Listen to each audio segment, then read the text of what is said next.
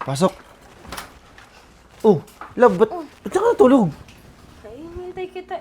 Oh! Eh! Ba't ka umiiyak? Ba't kasama mo si Pe? Nagulat din ako kanina sa office. Oh. Dumiretso dun, pinalayas sa kanila. Si P daw, siya na lahat gumagas sa bahay. Tapos, Pinalayas ka pa? yun na nga Bakit di ka na dumiretso dito? Kasi ate, nahihiya naman po akong dumiretso sa inyo, kaya pumunta na lang po muna ako sa pinsan ko. Hindi ko rin po alam yung paano pumunta dito Nalimutan ko na po kasi. Love, okay lang ba? Nandito muna siya kasi may trabaho din si P. Malapit lang ba dito yung trabaho mo? Oo nga ate, buti na nga lang po. Malapit lang po yung trabaho ko dito sa bahay niyo. Sige, kausapin mo si tita. Ay, Kawawa naman si hindi na po ate, kuya. Baka po kasi malaman pa ni mama na nandito po ako Sige. Walang problema na ko ba? Welcome ka dito.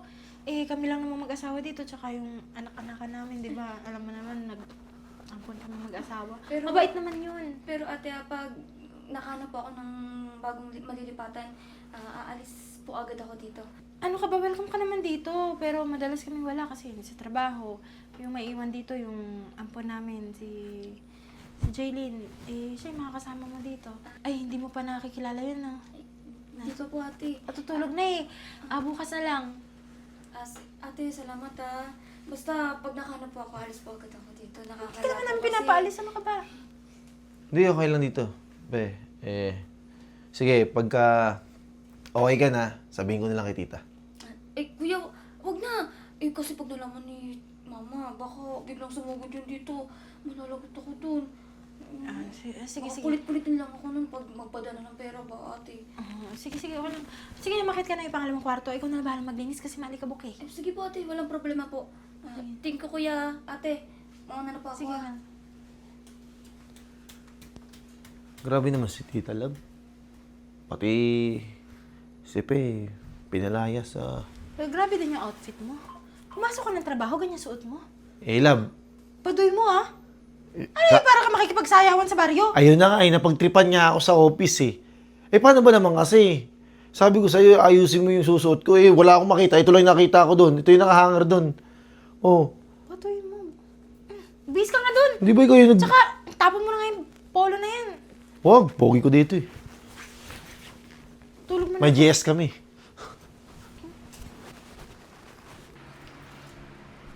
Good morning, Jaylin. Nagising na po pala kayo. Good morning po. Ay, asan ba si mami at daddy mo? Ay, pumasok na po sa work. Wala pa tayong breakfast, Jaylin? Kaya nga po, sakto. Pwede na po kayo magluto. Ay, wala pa bang niluto? Hindi ka pa ba nakapagluto ng almusal? Hindi po, kasi sabi po ni mama, kayo na daw po magluto Ay? Okay. Jaylin, ikaw pala yung ampon nila Ate Virgo sa ni Kuya Charles, no? Opo. Alam mo, Jaylin, naawa ko sa'yo. Ha? Bakit naman po? Kasi siguro kaya sila kumuha na nga amponin para maging katulong lang. Lo, paano mo po nasabi? Kasi naman, Jaylin, ang tanda-tanda mo na para ampunin ka nila. Kung pwede naman, baby naman, di ba? Alam mo, naawa nga ako sa'yo Kasi kaya nga siguro sila nag-ampon para hindi sila kumuha ng katulong. Yan, katulad yan, ikaw naiiwan sa gawaing bahay. Ayaw lang nila magpasahod. Hindi po Tinuturing nga po nila akong tunay na anak ko. Parang hindi naman. Kasi, di ba, ikaw nga naiiwan sa mga gawaing bahay dito. Naiiwan ka mag-isa. Wala kang ibang kasama. Sino ibang nga asahan nila kung di ikaw lang, di ba? Ate, pinangkotama ka pala, no? Kaya nga, dalawa na tayo maiwan dito sa bahay. Tutulungan mo na ako. Ay, tsaka, alam mo, Ate Fe, gutom lang yan. Magluto ka na para pagtapos ko nito, makakain na ako. Gutom na ako Ay, grabe siya. Hindi ako maiiwan dito sa bahay. Magtrabaho ako. May iwan ka pa rin dito mag-isa. Sige na, magluto ka na dyan. Tutulungan na lang kita dito magbantay. Dali. Kaya ka nandito. Gusto mo rin magpaampot kay mami at daddy. Sige, kung ayaw mo magluto, mamaya ka na lang kumain. Ay. Attitude Sige na, magluluto na lang ako para sa sarili ko. Sana all value. May sinasabi ka, Jaylin? Po, wala po. Naghugas lang po ako dito. Ate Fe! Ate Fe, buksan mo nga yung pinto! Uy, Jaylin, nakakatok ka naman. Napapahinga yung tao eh. Kinuha mo ba yung baon ko dun sa may taas ng ref? Ba't ko kukunin na may sarili akong pera? Kasi doon nilagay ni mama yun eh. Ikaw lang naman tao dito. Sinong kukuha nun? Eh, malay ko eh. Burarake. Ba't ako pagbibintangan mo? Ba't ako tatanungin mo? Si mami nga nag-iwan na hindi pa naman nabibigay sa akin. Aba, sinisigawan mo ko? Eh, ikaw lang kasi tao dito. Siyempre, ikaw lang kukuha nun. May sarili akong trabaho, may sarili akong pera. O, baka ikaw ang kumuha? La, Ate Fe, nanakawin ko sarili kong pera. Ate Fe, kakaiba ka na. Ikaw, namumuro ka na ha? Namumuro ka na. Bunganga mo. Ako, nanggigigil na ako sa'yo. Kunting-kunti na lang. Saka yung uniform mo, papasok ka, gusot pa. Eh, paano ko plansyahin? Eh, kinulong mo yung plansya sa kwarto mo. Yung pa lumabas dyan. Eh, nagpapahinga kasi yung tao, tapos istorbohin mo. Eh, wala ka namang ginawa kagabi. Ba't hindi mo kasi plansyahin? Eh, paano nga kukunin ginagamit mo nga kagabi? O, sana kinuha mo na pagkatapos ko? Ay, ayaw mo nga buksan yung pinto. Eh, baka problema mo na yun. Lo, Oh, anong ala? Ate Fe, akin na yung pera ko. Kinuha mo yun eh. Papasok na ako. Pag sinabi kong wala, wag mong ipilit kasi hindi ko naman nga kinuha. Ang kulit mo din eh. Kulang naman kasi kukuha nun eh. Ba't mo pinagpipilitan, ha? Baka nga ikaw ang kumuha. Pumasok ka na nga dun sa school, hindi kinukulit mo ako. Ay naku, maglalakad tuloy ako. Ate Fe naman ito. Deserve mo yan.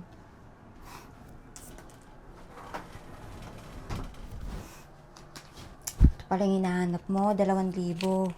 Swerte mo naman. Good for 1 week, ito baon mo, 2,000. Sana ako na lang nagpaampon. Kami nga dati, 5 pesos maghapon pa yun. Swerte mo ah. Ay, matawagan nga yung kaibigan ko.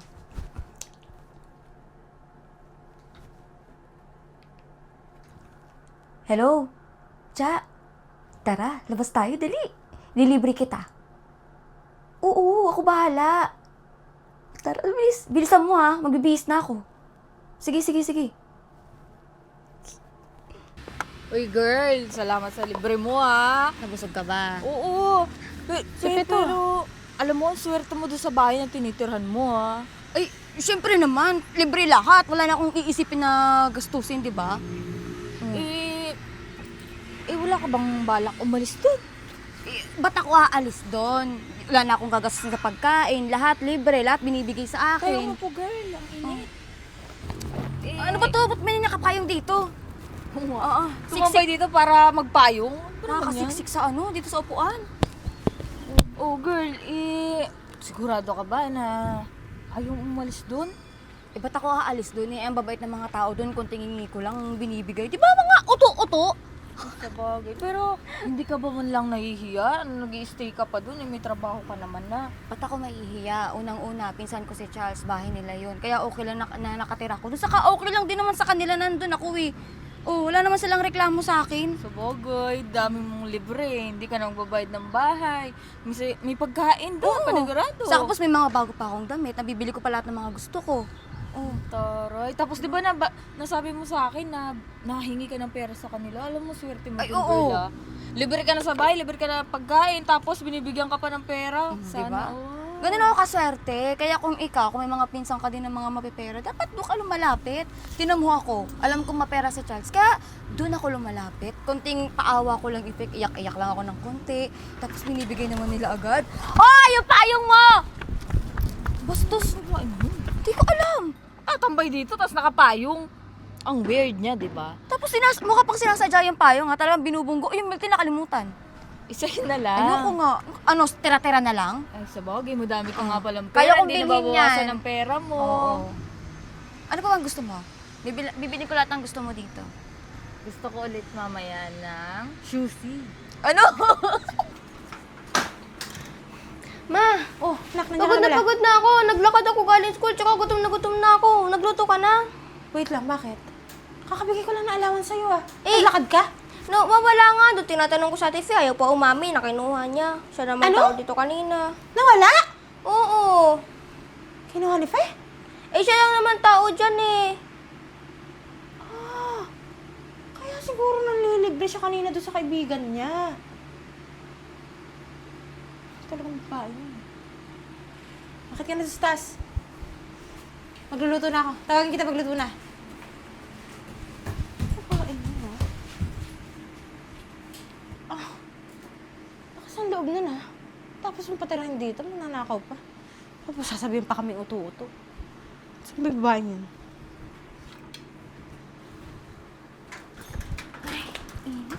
Oh, pe! Ay, hello ate! Saan ka na pala? Saan ka galing? Nagkita kami nung friend ko kasi matagal na kasi kami hindi nagkikita eh. Wala ka ng trabaho? Hindi, rest day ko kasi ate. Ganun ba? Ate, parang familiar yung suot mo. Ito? Oo, para kasing katulad niya yung nakita ko dun sa pinuntahan namin ng kaibigan ko. Ay, May ito? umampas kasi sa akin ng yun, ng payong. Nakita ko yun. Kasi kakaligo ko lang, kakabihis ko lang. Tsaka nabili ko kasi ito sa online. Baka may katulad lang. Uso kasi ito ngayon. Ba't ka naman hinampas ng payong? Baka naman may ginawa kang masama. Hindi ate talaga, nagkukwentuhan lang kami ng kaibigan ko. Nagulat na lang ako may nagampas ng payong dun sa harapan ko. Talaga? Wala Oo. kang ginawa? O baka may nasabi ka na hindi maganda kaya ka hinampas ng payong? Wala! Wala, nagkikwentuhan lang kami ng kaibigan ko. Nagkakasiyahan nga kami kanina eh. Mga... Anong oras ka ba umalis dito? Kasi nawawala daw yung perang allowance ng anak ko eh. Nakita mo ba? Hindi. Saan ba niya nilagay yung pera na binigay mo sa kanya? Nandyan lang yun nilagay. Iniwan ko kanina sa ref. Kasi nagpasalon ako kanina. Nawala daw. Oh? Hindi mo ba kinuha? Ay, ate naman, ba't ko naman kukunin? May trabaho ako. May trabaho ka nga pala, oo. Hmm. Sure? Bakit kaya nawala? Anak ko ate, sinasabi ko sa'yo. Baka naman kasi may ginagawang kabulastugan niyang ampon mo. Ano? Oo, ang problema kasi sa inyong mag-asawa, nag-aampon kayo na hindi niyo naman kadugo, hindi naman lumaki sa inyo. Inampon niyo na malaki na. Oh, Ganun ba yun? oo, nagtitiwala kasi agad kayo. Sa tingin mo, pag nanakawan ako, Ay, kahit pinatuloy ko dito, kahit pinakain, tinulungan ko, pag nanakawan ako nung ampon ko, ay, posible yan ate, lalo na kapag nasisilaw sa pera. ay, posible nga, ano? Na-spoil niyo pa naman. Lahat Ano? ng luho na kukuha niya ata. No? Oo, talaga naman, talagang hindi namin pinapabayaan mula nung pinatungtong ko dito. Tapos pag nanakawan lang ako, kapal na mukha, no? Oo, makapal talaga yung mukha ng ampon niyo. Parang uto-uto ako, no? Pati kami mag-asawa, uto-uto kami, no? Inuuto-uto kami nung ampon ko. Sa tingin mo? Oo, ate! Sabi ko, kung ako kasi sa'yo, paalisin mo na kaya yan. Ano? Ay, parang gusto ko nang paalisin. Mm-mm. Pero bago ko paalisin, baka kailangan turuan ko muna ng leksyon. Ay, ano? oo. Maganda yan. Sige na, makit ka na doon. Bukas na dapat nandito ka. Oo. Kang alis, ha? Hindi, dito lang ako Para sa bahay. masaksihan mo, no? Oo, kasi Para satisfying. masyado lumalaki yung ulo ng ampon mo. Malaki na talaga ang ulo ng anong ampon na yun. Sinisigaw-sigaw ba naman ako kanina? Walang Ay, talaga? respeto. Oo. Sige na, makit ka na doon. Papahinga ako ah.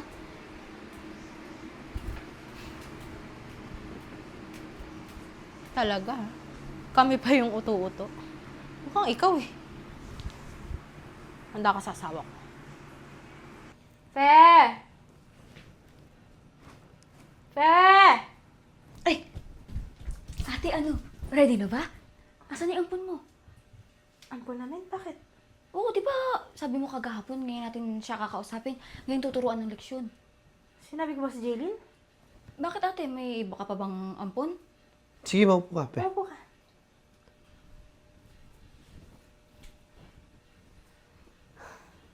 Oo, ikaw. Di ba nagpaampon ka sa amin? Ate, ano ibig niyo sabihin? Yung sinasabi mong babaeng nakita mo kahapon, na parang katulad ng suot ko, ako yun.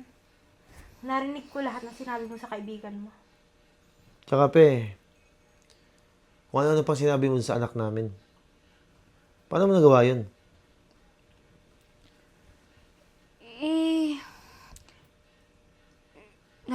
Sorry kuya.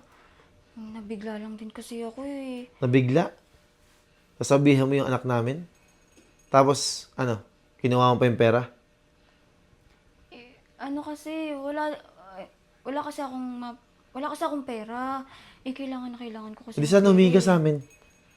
Hindi yung sasabihin mo na nag-ampon kami para kumuha ng katulong. Grabe ka naman. Ikaw nga, hindi ka namin ginagawang katulong dito eh. Yung anak namin masipag yun.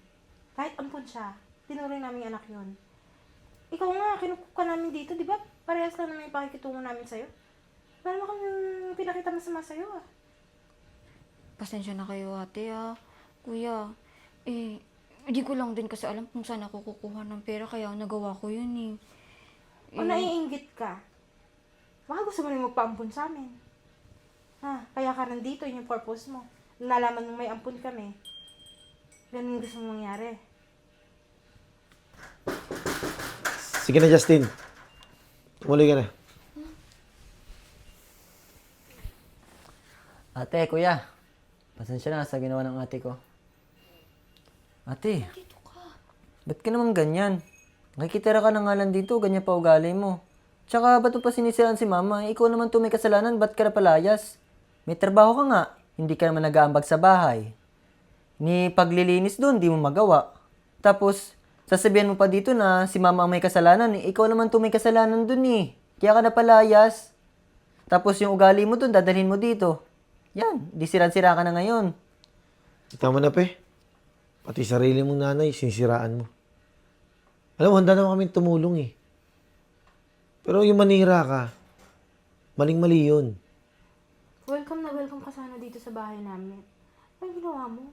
Pati yung anak namin, tinalo mo. Pinapahamak mo ko sa ginagawa mo. Pe, ikaw ang pahamak sa sarili mo. Yung 2,000 na kinuha mo, sige sa'yo na yun.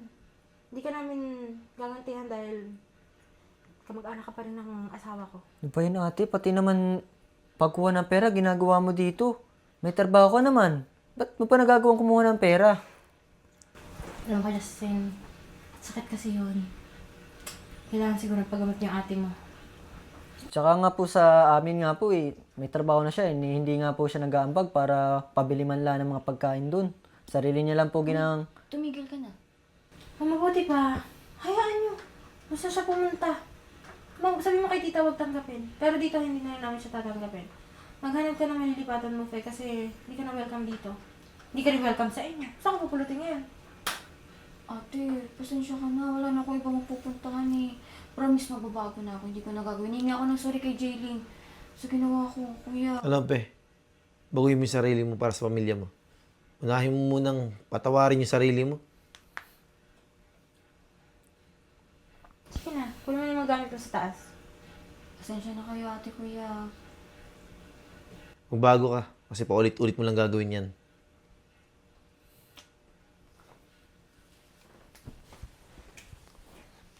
Ate, kuya, pasensya na talaga doon sa ate ko eh. Napakatigas talaga ng ulo nun eh.